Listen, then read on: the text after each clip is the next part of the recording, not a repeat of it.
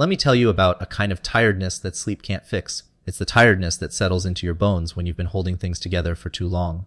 When you've been the strong one, the responsible one, the one everyone leans on, and maybe you were 10 years old when it started, or 8, or 12, and now you're 25, or 30, or 40, and you're still doing it, still holding, still performing, still pretending you're fine when everything inside you is screaming. This is what happens when a child grows up emotionally too fast. They don't just lose their childhood, they lose the ability to rest, to need, to trust that someone else will catch them if they fall. And the world looks at them and says, whoa, you're so mature, so independent, so strong, but no one ever asks what it cost. See, there's a difference between growing up and being forced to grow up. Growing up is natural. It's messy and awkward and full of mistakes that someone older helps you navigate. But being forced to grow up, that's survival. That's a child's nervous system screaming, something is wrong here.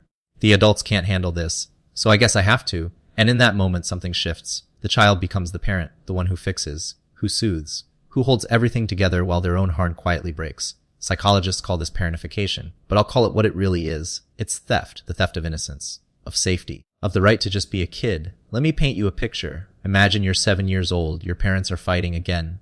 The walls feel like they're shaking even though nothing's moving. Your little sister is crying upstairs, and you, at 7 years old, become calm. You don't cry. You don't scream. You walk into the kitchen and ask your mom if she's okay. You go upstairs and tell your sister a story until she stops crying. You learn in that moment that your emotions are too much, that your job is to fix, not to feel. And from that day forward, you carry everyone else's weight. You learn to read faces, to predict moods, to make yourself small so everyone else can breathe easier. This is how a child disappears. Not physically, but emotionally. Fast forward 20 years. That 7-year-old is now 27, and they're exhausted. They're in relationships where they give everything and receive crumbs. They're the friend everyone calls in a crisis but who never asks for help themselves. They're successful, accomplished, admired. But inside, they're hollow. Because they've spent so long being what everyone needs that they don't know who they are anymore. And here's the part that breaks my heart. They don't even realize they're still doing it. Still scanning rooms for tension. Still managing everyone else's emotions. Still convinced that if they just try hard enough, love will finally feel safe. But it never does, because the wound isn't about effort.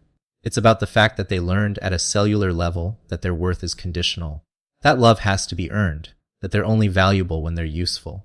Let's talk about what this looks like in adulthood. It looks like the person who apologizes for everything, even things that aren't their fault. It looks like the partner who over-explains every decision because they're terrified of being misunderstood.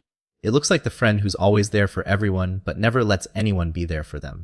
It looks like the person who can't rest without feeling guilty, who can't say no without spiraling, who can't receive a compliment without deflecting. These aren't personality traits, they're survival strategies learned, conditioned, and deeply painful. Because underneath all of it is a scared child who's still waiting for someone to say, you can stop now, you've done enough, you're allowed to rest. But no one's coming to say that, you have to say it to yourself, and that's terrifying because it means admitting that the armor you've been wearing, the one everyone praises you for, is actually a prison. Here's what happens to the body when a child is forced into an adult role. The brain adapts. It has to.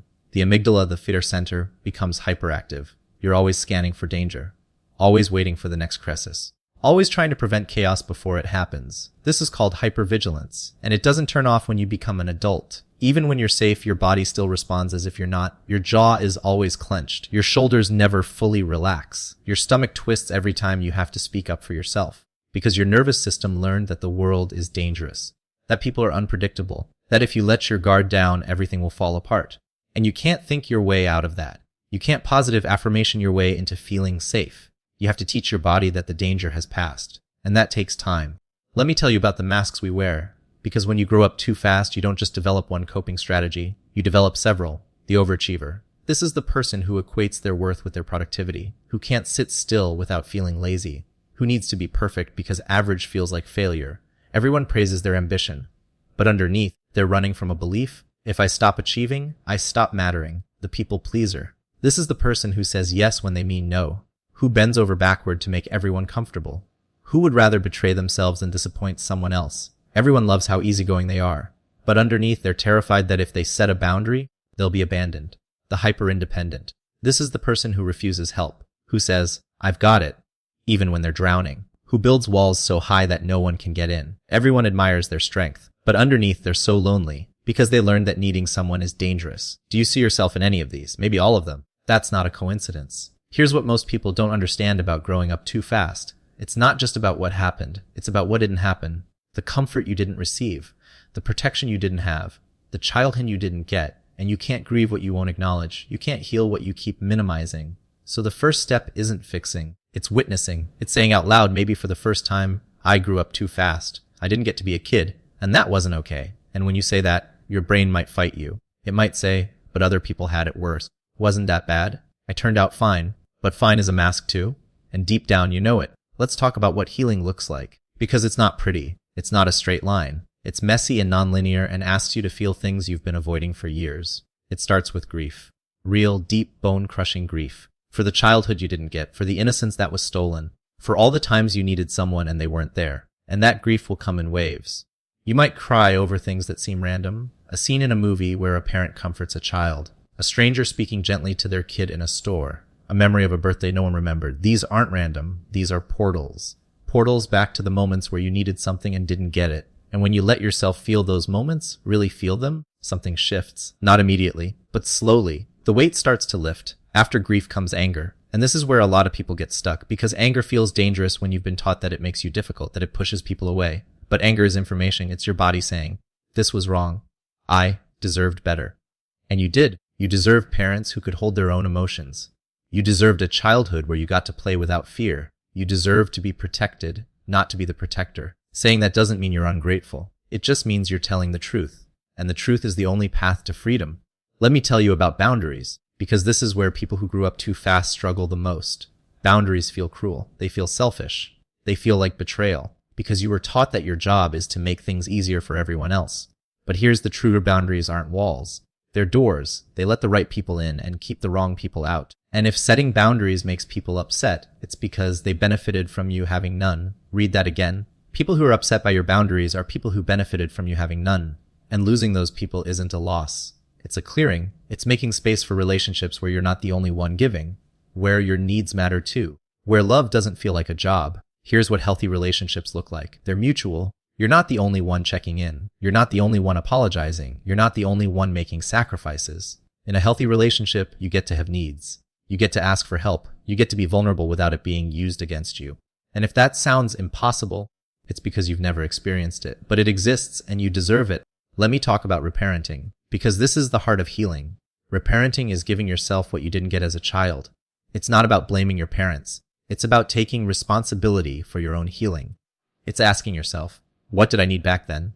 Maybe you needed someone to tell you it wasn't your fault. Maybe you needed someone to celebrate you without making it about themselves. Maybe you needed someone to just sit with you when you were sad without trying to fix it. And now, as an adult, you give those things to yourself. You tell yourself it wasn't your fault. You celebrate your wins. You sit with your sadness without rushing to make it go away. It's not dramatic. It's not Instagram worthy, but it's powerful. Here's what I want you to know. You are not broken. You are not damaged beyond repair. You are not too much or not enough. You are someone who survived something that should never have happened. And survival looks different for everyone. Maybe you became hyper-independent. Maybe you became a people pleaser. Maybe you shut down completely. None of that makes you weak. It makes you human. And now you get to choose something different. You get to choose rest over productivity. You get to choose boundaries over people pleasing. You get to choose yourself, even when it's hard, even when it hurts, even when it disappoints people. Let me tell you what's on the other side of this. Freedom, the freedom to be yourself without apology, the freedom to rest without guilt, the freedom to need without shame, the freedom to love without losing yourself. And maybe you can't imagine that yet. Maybe it sounds too good to it's not, it's real, and it's waiting for you. You know what's beautiful? The fact that you're here, considering this, recognizing yourself in these words. That means something. It means you're ready, not ready to be healed, but ready to start healing. And that's all you need, just the willingness to begin. Because you didn't get to choose what happened to you, but you do get to choose what happens next. You get to choose whether you stay stuck in patterns that were handed to you, or whether you break them. You get to choose whether you keep carrying everyone else's weight, or whether you finally set it down. Here's what I hope for you. I hope you find the courage to be soft again, to need without shame, to cry without apology, to rest without guilt. I hope you find people who love you for who you are, not what you do. I hope you learn to trust yourself, to know deep in your bones that you are enough. And I hope you forgive yourself for all the times you didn't know better, for all the times you stayed too long, for all the times you betrayed yourself to keep the peace, because you were doing the best you could. And now you know better. Now you get to do better. You were a child who had to grow up too fast, and that wasn't fair. It wasn't right, and it wasn't your fault. But you survived. You made it through. And now you get to do more than survive. You get to heal. You get to rest. You get to be yourself, the real you, not the version that was praised for being strong, but the full, messy, beautiful you, the one who feels deeply. Who needs feels deeply? Who loves wholly? That version of you deserves to be seen. And the most important person who needs to see you is you. So start there. Start with yourself and watch what unfolds, because your future, it's wide open, it's yours, and it's waiting.